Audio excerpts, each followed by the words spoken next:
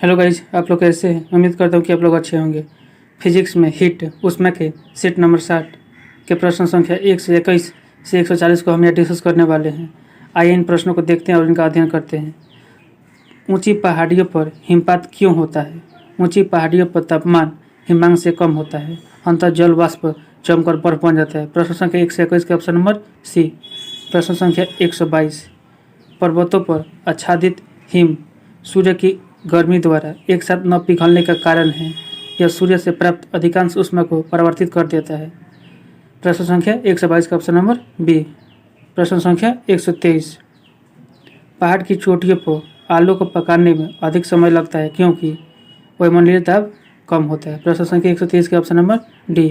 प्रश्न संख्या 124, तेज हवा वाली रात्रि में ओस नहीं बनती है क्योंकि वाष्पीकरण की दर तेजी से होती है। प्रश्न संख्या 124 का ऑप्शन नंबर ए।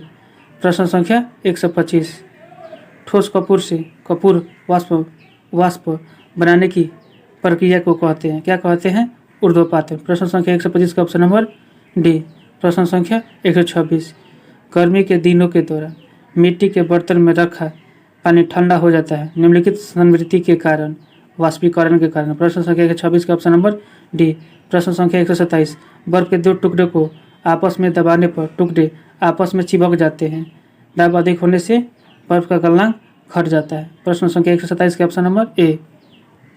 प्रश्न संख्या 128, बर्फ में स्केटिंग करना प्रदर्शित करता है कि दाब बढ़ाने पर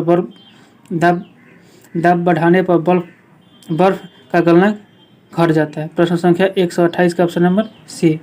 प्रश्न संख्या 129, पानी से भरे गिलास में बर्फ का एक टुकड़ा तैर रहा है, टुकड़े का पूरा पिघल जाने पर गिलास में पानी का तल अपवर्तित रहता है। प्रश्न संख्या 129 का ऑप्शन नंबर सी।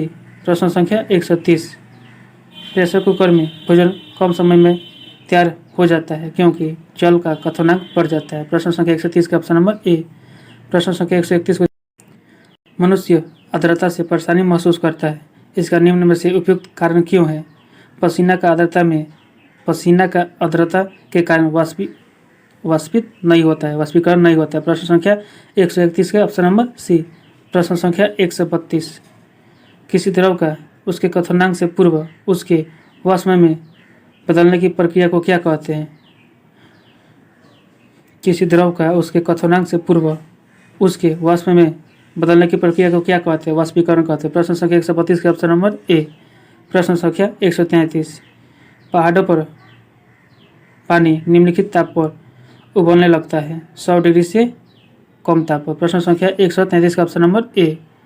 प्रश्न संख्या 134, वह उत्सर्जित या अवशोषित ऊष्मा जो पदार्थ का अवस्था परिवर्तन तो करती है परंतु ताप में किसी प्रकार का परिवर्तन नहीं करती है, कहलाती है गुप्त ऊष्मा।